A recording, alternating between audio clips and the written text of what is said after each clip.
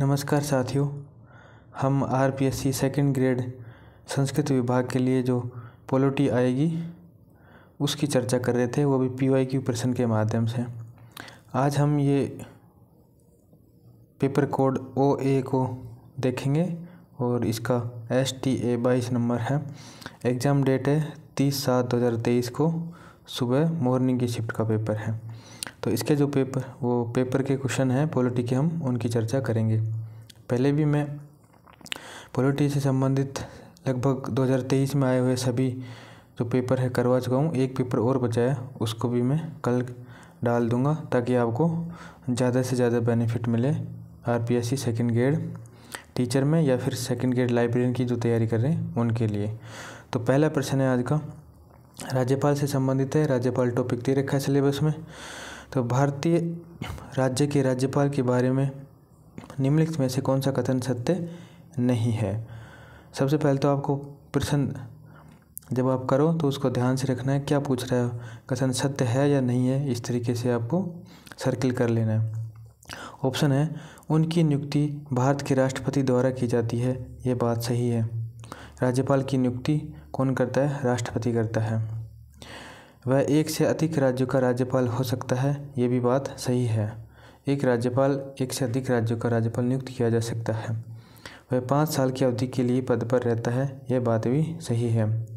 Number 4 है, यदि संबंधित राज्य की विधानमंडल उसे हटाने के लिए प्रस्ताव पारित करती है तो उसे पहले भी हटाया जा सकता है। पहले हटाया जा सकता है, लेकिन राज्य की विधानमंडल नहीं, उसको राष्ट्रपति ही हटा सकता है। ठीक है, राष्ट्रपति के प्रसाद पर्यंत ही पद धारण करता है और राष्ट्रपति ही उसको हटा सकता है। ठीक है, तो फ्रेंड्स नियुक्ति कौन करता है? पहले तो मैं आर्टिकल आपको कुछ बता देता हूँ। 153 जो आर्टिकल है उसमें क्या दे रखा है? राज्यपाल के पद का उल्लेख दे रखा है। किसमें? 153 में। 154 में क्या है कि जो राज्य की विधान सभा होगी उसका जो संवैधानिक कार्यकारी होगा वो कौन होगा? राज्यपाल होगा। और 155 में क्या है? 155 में है राज्यपाल की नियुक्ति। ठीक है, 156 में है राज्यपाल का कार्यकाल। ठीक है, और 157 में है राज्यपाल का जो पद है उसे संबंधित योग्यताएं और अर्हताएं। ठीक है, अब मैं आपको कुछ बातें और बता देता हूँ कि जो नियुक्ति है वो कौन करता है? राष्ट्रपति करता है, आर्टिकल 155 के तहत। ठीक है, कौन करता है?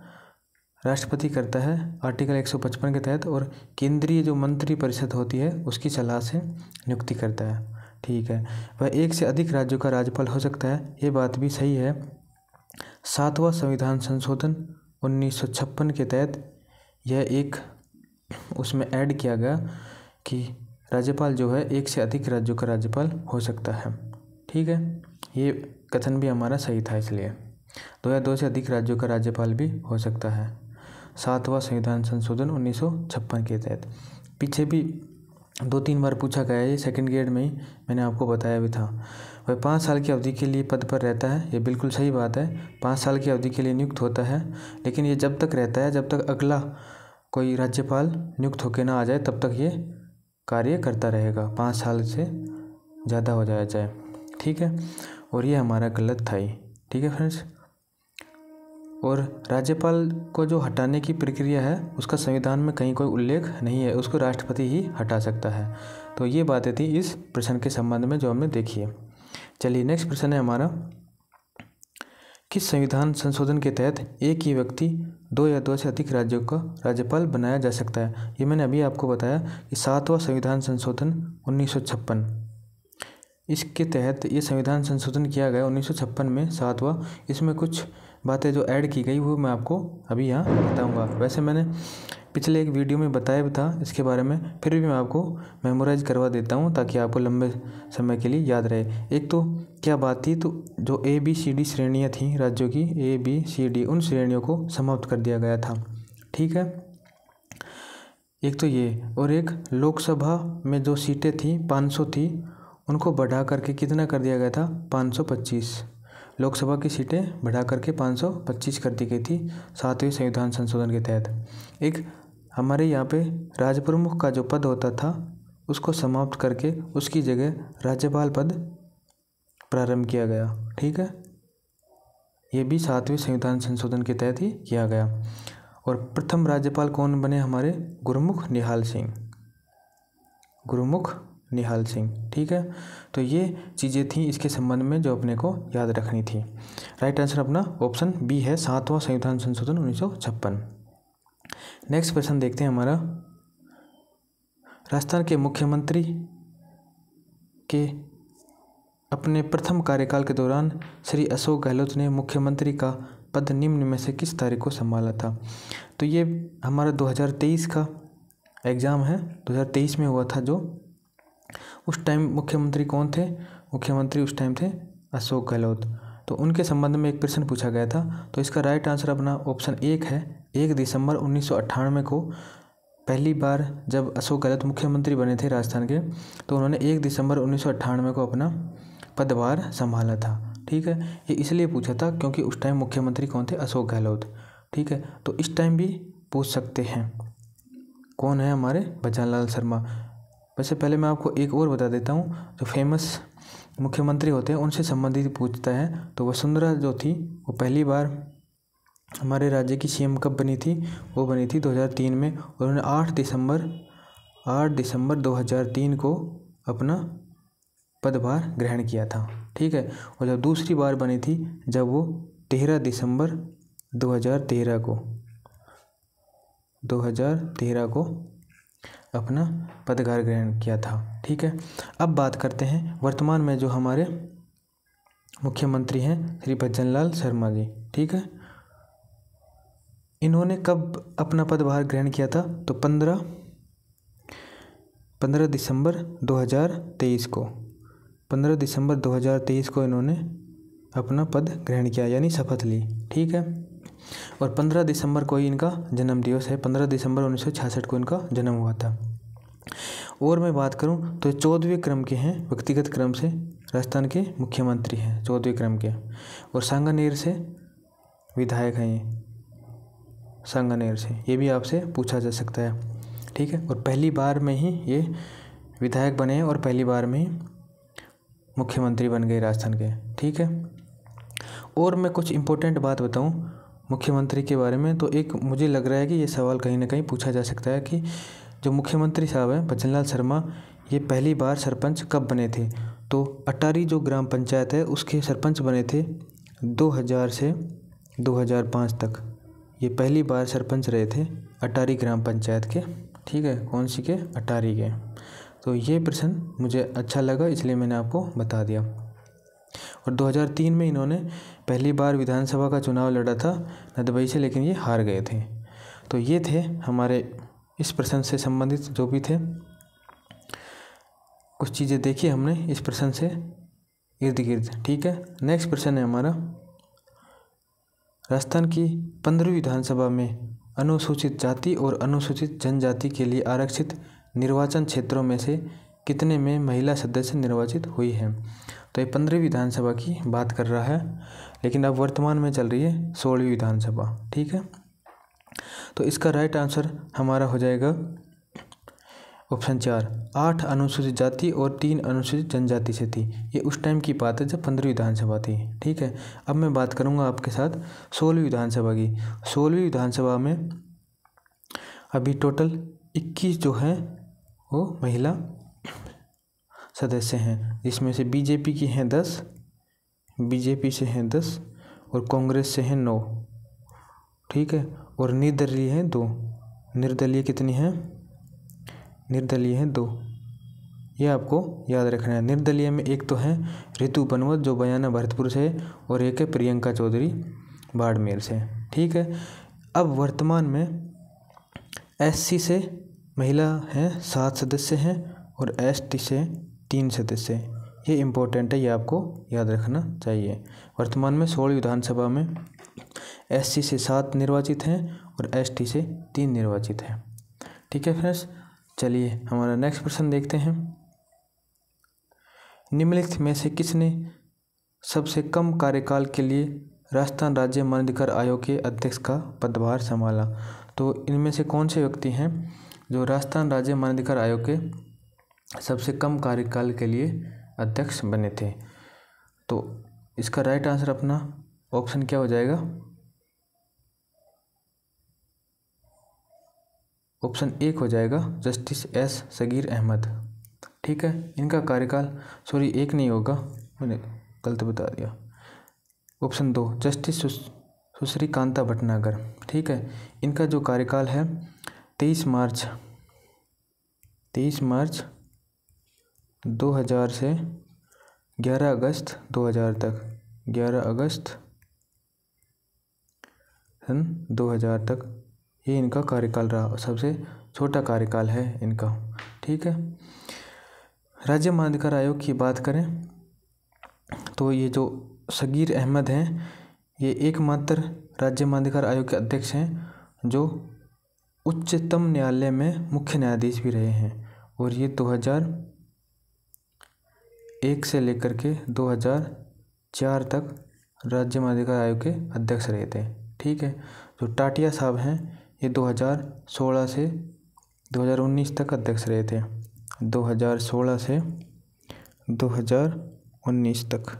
ठीक है, राज्य मानवाधिकार आयोग की बात करें तो इसकी गठन के लिए जो अध्यादेश जारी हुआ था वो 18 जनवरी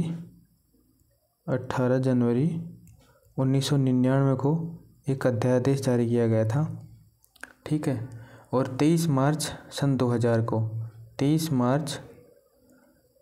2000 को राज्य मानवाधिकार आयोग ने कार्य प्रारंभ कर दिया था। ठीक है, जब इसका गठन हुआ तो इसका जो संगठन था 1+4 सदस्यीय निकाय था, लेकिन वर्तमान में इसमें 1+2 सदस्यीय निकाय है। ठीक है, और इसके अध्यक्ष कौन है? तो गंगाराम मूलचंदानी है। राज्य मानवाधिकार आयोग के अध्यक्ष कौन है? गंगाराम मूलचंदानी, ये इसके अध्यक्ष हैं। सदस्यों की बात करें, सदस्य एक तो हैं अशोक कुमार गुप्ता और एक है रामचंद्र सिंह झाला। ठीक है फ्रेंड्स, तो ये थे हमारे राज्य मानवाधिकार आयोग के संबंध में अपनी महत्वपूर्ण बातें। चलिए हमारा नेक्स्ट प्रश्न देखते हैं। निम्न में से कौन से सबसे कम अवधि तक राजस्थान का मुख्यमंत्री रहा? ये प्रश्न भी रिपीट हुआ है, किसी न किसी 2023 के ही जो पेपर है उसमें मैंने इसको हल भी करवाया है। तो इसका राइट आंसर अपना ऑप्शन 3 है, हीरालाल देवपुरा। इनका सबसे छोटा कार्यकाल है, इन्होंने 23 फरवरी 1985 को 23 फरवरी 1985 को और 10 मार्च 1985 को, यहाँ तक इन्होंने अपना कार्यकाल किया था। 23 फरवरी 1985 से 10 फरवरी 1985 तक। ठीक है, 10 मार्च 1985 तक। ठीक है, और सबसे जो लंबा कार्यकाल रहा वो मोहनलाल सुखाड़िया साहब का रहा है, वो आपको पता भी होगा। इनकी बात करें, टीकाराम पालीवाल प्रथम निर्वाचित सीएम थे राजस्थान के। तो कौन थे प्रथम निर्वाचित सीएम? कौन थे? टीकाराम पालीवाल निर्वाचित सीएम। एकमात्र सीएम है जो डिप्टी सीएम भी रहे, वो कौन है? Tikaram Paliwal. Most important person है, सीएम जो डिप्टी सीएम भी रहे वो यही हैं, डिप्टी सीएम टीकाराम पालीवाल। पहाड़िया की बात करें, जगन्नाथ पहाड़िया, तो ये नियुक्ति के समय विधानसभा के सदस्य नहीं थे। ठीक है, एकमात्र सीएम है जिन्होंने जब नियुक्ति की गई तो ये निर्वाचित नहीं थे, विधानसभा के सदस्य भी नहीं थे। ठीक है, और प्रथम दलित सीएम माना जाए तो यही है, जगन्नाथ पहाड़िया ही प्रथम दलित। ठीक है, प्रथम दलित सीएम कौन है? जगन्नाथ पहाड़िया। और इन्होंने पूरे राज्य में शराबबंदी भी लागू की थी। और एक इम्पोर्टेंट बात मैं बता देता हूँ कि जगन्नाथ पहाड़िया को इस्तीफा क्यों देना पड़ा था। इन्होंने कवयित्री महादेवी वर्मा के ऊपर टिप्पणी करने के कारण इन्होंने इस्तीफा देना पड़ा था। ठीक है, एक मुख्यमंत्री और हैं शिवचरण माथुर। ये प्रश्न किसी एग्जाम में पूछा गया था, शायद वीडियो में आया था, शिवचरण माथुर। तो इन्होंने इस्तीफा क्यों दिया था? तो इन्होंने दिया था 1989 में डीग गोलीकांड के कारण। डीग गोलीकांड डी गोलीकांड हुआ था 1989 में, भरतपुर के महाराजा मान सिंह की मृत्यु हो गई थी, तो शिवचरण माथुर जो सीएम थे उनको इस्तीफा देना पड़ा था। ठीक है। और जो बरकतुल्ला खान साहब हैं, ये भारत पाकिस्तान जो युद्ध हुआ था उस समय ये सीएम थे। तो ये पूछे कि भारत पाकिस्तान युद्ध के समय सीएम कौन थे राजस्थान के, तो बरकतुल्ला खान थे। ठीक है। और ये पहले अल्पसंख्यक सीएम है राजस्थान के। चलिए नेक्स्ट प्रश्न देखते हैं। सबसे छोटे कार्यकाल वाले राजस्थान के मुख्य सचिव कौन हैं? तो मुख्य सचिव भी टॉपिक में दे रखा है हमारे सिलेबस में, और वहाँ से ये प्रश्न है, और इसको डिलीट किया गया है आरपीएससी द्वारा। डिलीट क्यों किया गया है मैं वो बता देता हूँ कि सबसे कम कार्यकाल वाले जो मुख्य सचिव है राजस्थान के वो एच.एम. माथुर साहब थे। एच.एम. माथुर साहब से, जिनका मात्र 6 दिन का कार्यकाल रहा है मुख्य सचिव के लिए। राजीव स्वरूप की बात करें तो इनका लगभग 4 माह तक ये मुख्य सचिव रहे थे। और गोयल साहब की बात करें तो ये भी लगभग 4 माह तक सीएम रहे थे। और मैथ्यू की बात करें तो ये लगभग 20 माह तक ये वो मुख्य सचिव रहे थे। ठीक है। तो इसलिए इसको डिलीट किया गया। अब आपको याद रखना है एच.एम. माथुर सबसे कम कार्यकाल के लिए मुख्य सचिव रहे थे। नेक्स्ट प्रश्न है हमारा, पंचायती राज अधिनियम 1994 की धारा 14 के तहत अनुसार 4 लाख की जनसंख्या वाली जिला परिषद में कितने सदस्य निर्वाचित होंगे? तो इसका राइट आंसर ऑप्शन 4 है, 17 सदस्य होंगे 4 लाख की जनसंख्या वाली जिला परिषद में। ये 1994 की धारा 14 के तहत है। ठीक है फ्रेंड्स। नेक्स्ट प्रश्न देखते हैं, निम्न में से किस वर्ष राजस्थान पंचायती राज अधिनियम में संशोधन नहीं हुआ? तो 1999, 2000, 2002, 2004। ये भी रिपीट हुआ प्रश्न है। इसका राइट आंसर ऑप्शन 3 है, 2002 में राजस्थान पंचायती राज जो अधिनियम है उसमें संशोधन नहीं हुआ है। ठीक है। नेक्स्ट प्रश्न है हमारा पॉलिटी से संबंधित, और ये लास्ट प्रश्न है इस पेपर का। आरपीएससी के निम्नलिखित अध्यक्षों को कालक्रम में व्यवस्थित कीजिए। तो बी.एल. रावत साहब हैं, दीनदयाल, राम सिंह चौहान और एस.एस. टाक। तो जो बी.एल. रावत साहब हैं इनका कार्यकाल रहा था अगस्त 1966 से सितंबर 1966 तक। ठीक है। तो ये रहे 1966 में। इसके बाद है दीनदयाल साहब का आरपीएससी के जो अध्यक्ष रहे ये 1985 में, मार्च 1985 से नवंबर 1985 तक। राम सिंह चौहान जो है 1979 से 1980 तक आरपीएससी के अध्यक्ष रहे, 1980। ठीक है। और एस.एस. टाक जो हैं वो 2004 से लेकर के 2006 तक, 2004 से 2006 तक ये आरपीएससी के अध्यक्ष रहे। तो इस क्रम में हम देखें तो 1 नंबर पे ए आना चाहिए, और फिर आना चाहिए हमारा 1980 राम सिंह चौहान, और फिर हम आना चाहिए बी दीनदयाल, और फिर डी एस.एस. टाक। तो राइट आंसर अपना ऑप्शन 2 हो जाएगा, ए, सी और बी और डी। तो ये थे हमारे आरपीएससी सेकंड ग्रेड भर्ती परीक्षा में पूछे गए पॉलिटी के प्रश्न। ये हमारा प्रयास फ्रेंड्स आपको कैसा लग रहा है आप कमेंट्स करके ज़रूर बताएं। अगर आपको ये प्रयास अच्छा लग रहा है तो वीडियो को लाइक शेयर करें और चैनल को सब्सक्राइब कर लें। धन्यवाद।